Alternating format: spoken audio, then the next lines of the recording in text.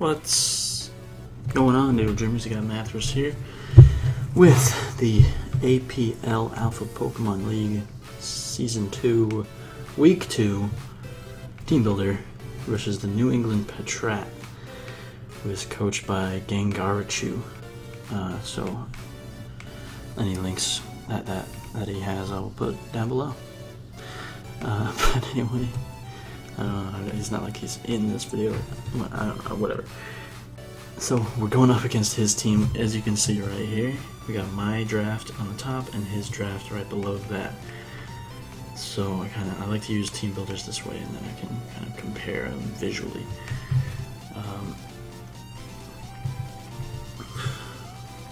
So first thing I noticed is that Zygarde runs all over his team, which is pretty awesome for me.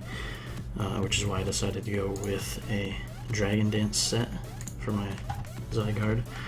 I might have Yachi Berry on this later, just maybe, but I don't know. One of the leftovers just for that extra little bit of recovery that I want to have, because I'm probably going to have to rely on him taking a hit. Actually, it doesn't have a gender, so I shouldn't say him. I'm going to have to rely on Zygarde probably having to take a hit. Ideally, though, it would be awesome if I didn't have to take a hit. But Dragon Dance, once I get up, I think one Dragon Dance, I think I pretty much outspeed everything, minus barring like a Scarf. Maybe the Aerodactyl, Mega Aerodactyl, maybe, just maybe will outspeed me. But I'll have to do some math on that. And I don't think Aerodactyl can really hit me that hard, except like an Ice Fang or something, which is exactly why I would want to bring a Yachi Berry. So if I choose to bring Yachi Berry, I'll let you know in the actual battle video. But yeah, +1 Zygarde between 1,000 Arrows, Extreme Speed, and a Dragon type stab. It just crushes this guy's team. Which is also why I don't want to go with Core Enforcer. I wanted a powerful move, but also one that didn't lock me into it, like Outrage. Although, does he even have a Fairy type? No, he doesn't have a Fairy type. He does have Jirachi, which is only Dragon Resist. So Outrage might not be bad, but I like Core Enforcer. I did notice this when I was looking at moves that Zygarde gets when I was doing my draft overview. I didn't just see this in the Pokemon video and thought, oh, that'd be cool. No, I saw this before that. And if you can believe me if you want, and oh my god, this is a special move. That changes everything. Outrage it is. I guess Dragon Claw, maybe? Does it even get Dragon Claw? Doesn't look like it. So it looks like Outrage is the ticket. Okay, Outrage is the ticket. I just have to kind of hold back on that. I think Extreme Speed and 1,000 Arrows does cover his team fairly well. Yeah, there's nothing that's really hit harder by Outrage than any other move, honestly. Well, I guess Druddigon, obviously, but it's not like it resists 1,000 Arrows, so... Anyway, I also noticed that he only has one...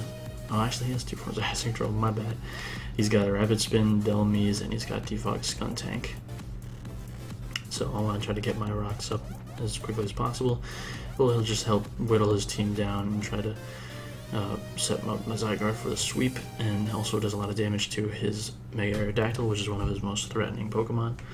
So I decided to go with a Stealth Rock's Focus Sash Lead Accelerock.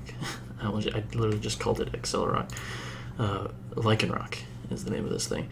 And but I gave it the move Accelerock and Stone Edge, so it's just Stealth Rock, Taunt, Accelerock, Stone Edge. Basically just average, your average lead set, meant to just get those rocks up and potentially prevent him from getting his own rocks up. If he decides to lead with something like this thing, Meowstic. This thing wants to try to do screens or something, and I can try to stop that.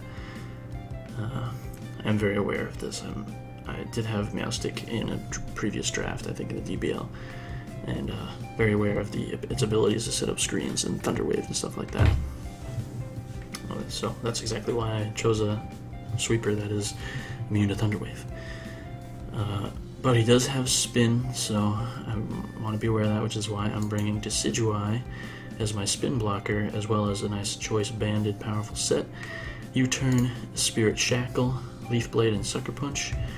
Not looking for this thing to really sweep his team exactly, but maybe a Banded Sucker Punch could come in and finish up a game that only has like 2 or 3 Pokemon left. U-Turn Initiative is also really nice to have. Just looking at his team really quick, he gets hit pretty hard by Ghost type stab. Yeah, Skuntank's the only resist for ghosts. Plus, Leaf Blade hits things like my low tick. Sucker Punch obviously takes out, or no, it doesn't take out, but it hurts the Jirachi, it hurts the Delmise, the Meowstic. So, could be very useful, and I think it's going to put in some work. At least potentially keep the rocks from getting spun away. So yeah, and I did have a very offensive team in the first version of this team, but I decided to replace it with a more defensive core because I think it'll just help me out a little bit more to play a little more conservatively, a little less reckless, especially because he has a lot of powerful offensive threats on his side of the field, looking at that Nidoking. But I am bringing Tapu Fini. I decided to go with a more offensive set this time. Since I was already in kind of an offensive mindset, I figured if I'm going to bring a defensive Pokemon, let me at least bring an offensive set. So I got Leftovers, Calm Mind, and Taunt, as well as Surf and Moonblast, and running a physically defensive spread. So he's going to be able to take a lot of hits and then be able to Calm Mind up to get that special defense and special attack boost, of course. So this thing is going to be a threat. It's going to be able to take on things like Jirachi and Milotic, Emboar, unless it runs Wild Charge, which it probably will. But Dredagon, of course, should be able to take on things like Aerodactyl, Nidoking, barring like a Thunderbolt, actually Sludge Wave, what am I saying? So, obviously going to need some support, but it does take on a few key members of the team. Speaking of initiative, I also am bringing Choice Scarf, Volt Switch, Zebstrika, bringing the standard Volt Switch Thunderbolt Overheat, but instead of Hidden Power Ice, I decided to bring Hidden Power Ground. If you can see, I don't know if you could have seen that earlier just based on the dimensions of the video, but Hidden Power Ground. I decided to go with that over Hidden Power Ice just because it hits things like Jirachi, Zebstrika, Emboar, Electivire, Nidoking, Skuntank, whereas Hidden Power Ice only really hits like the Delmise and the Nidoking and I guess the Aerodactyl, but you know, Hidden Power Ground I think is going to be more useful for me, especially because Electivire has that electric immunity. I want to be able to hit that thing with super effective hits.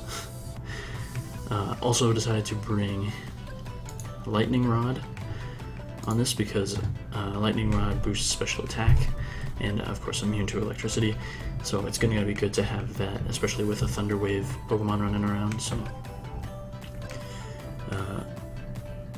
plus I already have the Choice Scarf, so I know I'm going to be faster than the majority of his team, if not his entire team. Well, actually, yeah, Choice Scarf is going to outspeed Mega Aerodactyl because Mega Aerodactyl can't be Scarfed, so since I'm already going to be fast enough, getting a special attack boost is going to be more important, which is why I decided to go with Lightning Rod. If I run a spec set later, I might go with Motor Drive instead, but for now, Lightning Rod is the ticket, I think.